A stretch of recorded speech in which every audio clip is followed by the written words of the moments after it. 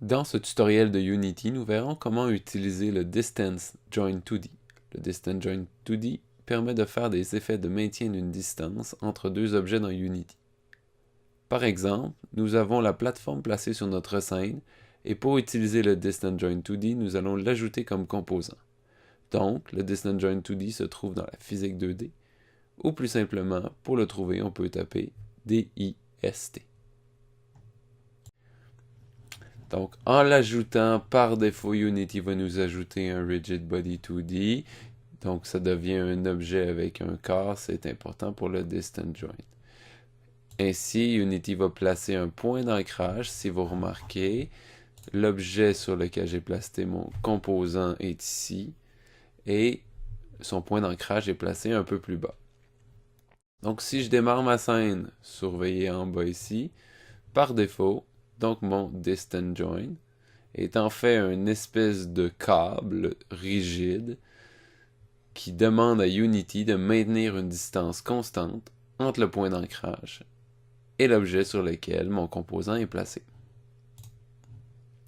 Vous remarquerez que la distance est maintenue parfaitement entre le point et l'objet, donc en tout temps, et que l'objet fait une rotation autour du point d'ancrage.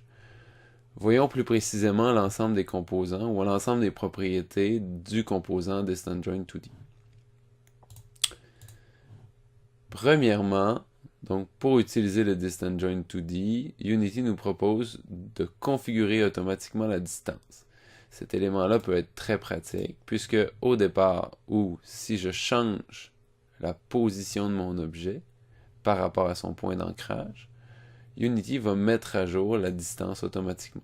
Par contre, si j'enlève Auto Configure Distance et que je déplace mon objet sur mon point, vous voyez que la distance, donc de l'ancrage jusqu'à la fin de l'élément, donc ne s'auto-configure pas, donc ne varie pas. Même chose, je pourrais définir une distance de 3 et placer mon objet initialement plus loin que la distance minimale.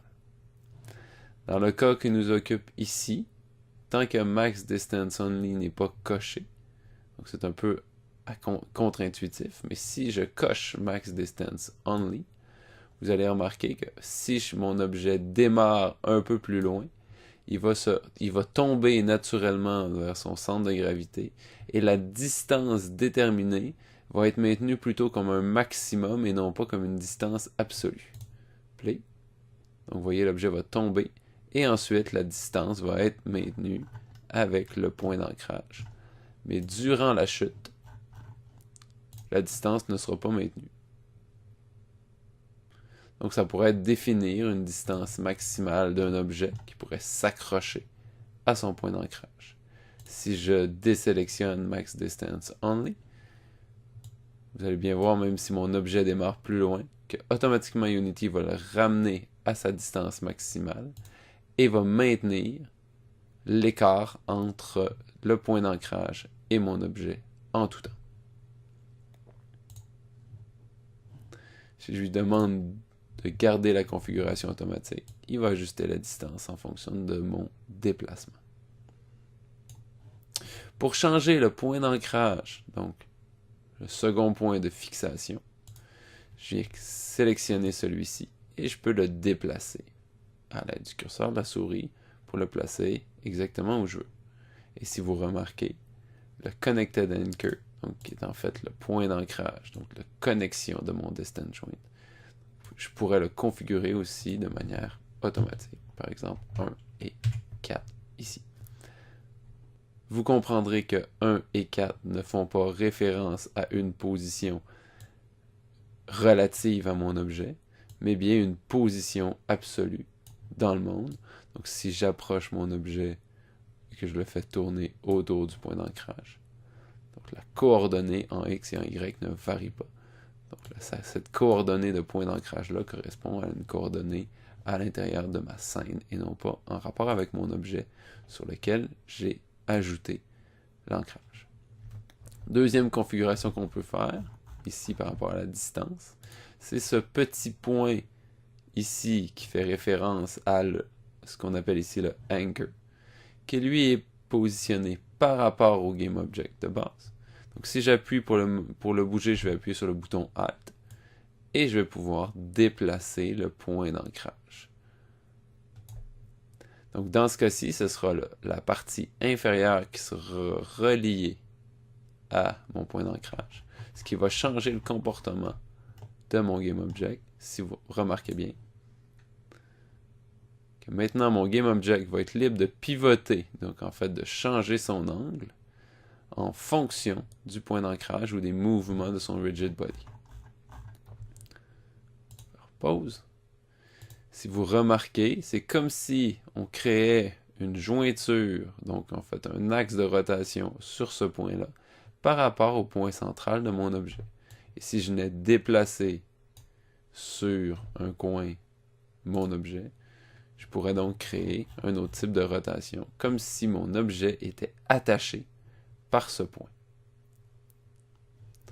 Le seul moyen de maintenir la position initiale de l'objet en tout temps, c'est de placer le point d'ancrage, le anchor, à la position 0, 0 de l'objet. Et ainsi, l'objet ne se permettra pas de faire une rotation sur lui-même, mais va maintenir son orientation tout au long de son mouvement. Ça, c'est l'utilisation du Distant Joint avec un objet simple sur lequel, par exemple, on pourrait placer. Ça pourrait être une plateforme ou bien n'importe quel objet qui pourrait avoir un mouvement de pendule. Bien entendu, si je veux que le mouvement de pendule soit plus rapide ou plus lent, je peux jouer avec la masse de mon objet ou bien lui ajouter de la friction linéaire. Par exemple, si je place 2, vous allez voir que l'objet va ralentir beaucoup plus rapidement, donc dans la pendule, et il va s'immobiliser plus rapidement. Par contre, si j'enlève toute la friction, l'objet va continuer, en fait, poursuivre son mouvement tant qu'il y aura un peu de force.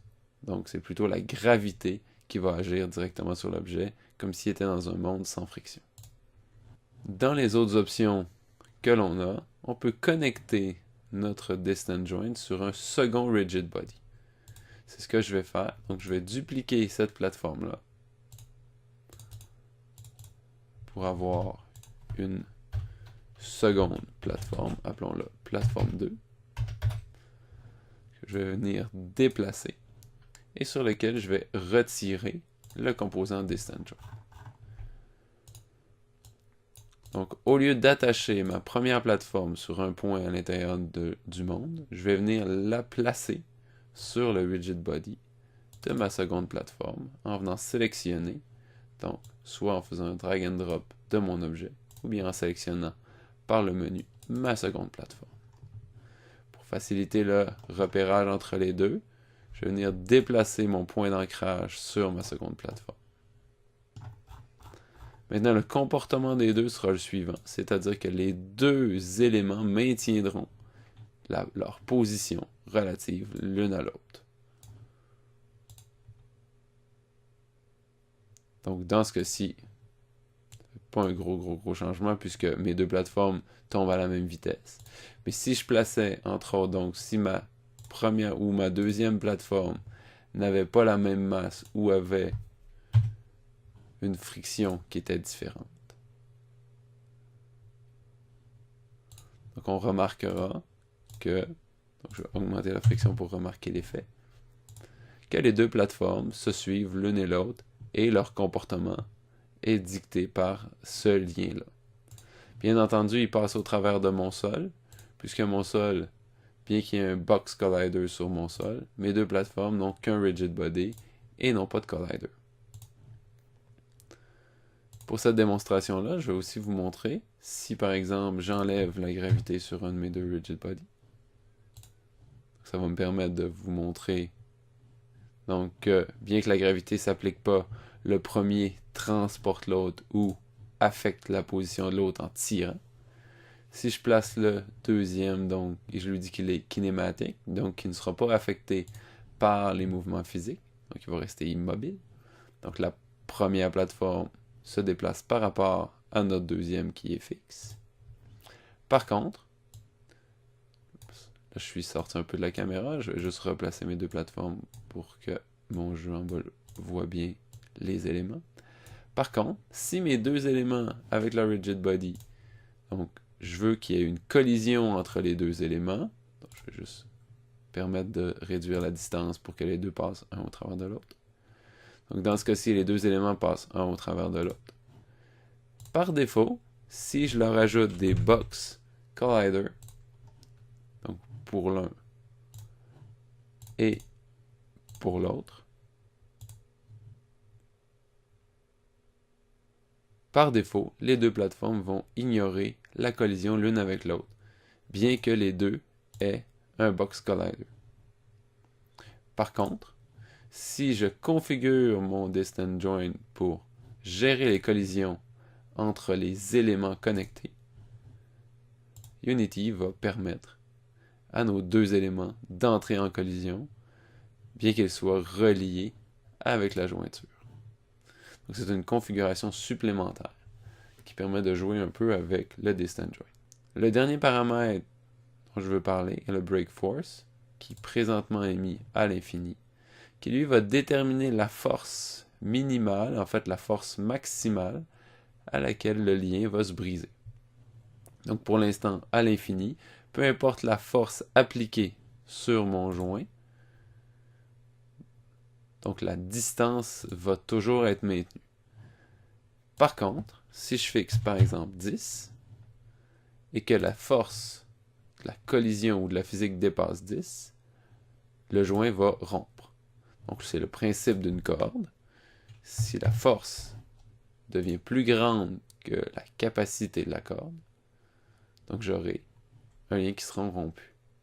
Donc pour créer des effets beaucoup plus réalistes de cordes, ou dans un jeu, quelqu'un pourrait taper, donc un personnage pourrait pousser une corde, donc pour simuler des effets physiques plus réalistes, on peut définir la force maximale de notre joint. Dans ce cas-ci, 500, trop faible pour avoir un impact. Par contre, si j'augmente la masse de ma plateforme, probablement que la force va être suffisante pour rompre la corde. Donc c'est ce qui fait le tour du composant Distant Join 2D que vous pourrez utiliser pour créer des jeux de plateforme ou pour générer des effets physiques intéressants en liant deux objets, que ce soit deux rigid body ou bien un rigid body et un point à l'intérieur du monde, ensemble.